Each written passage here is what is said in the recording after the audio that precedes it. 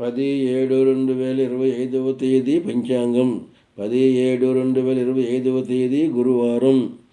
చాంద్రమాన విశ్వవాసునామ సంవత్సరం ఆషాఢమాసం శుక్లపక్షం పౌర్ణమి తిథి రాత్రి 1:48 వరకు.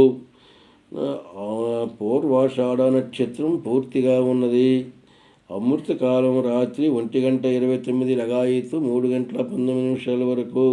వర్జం మధ్యాహ్నం 3:25 లగాయితు 5:06 వరకు.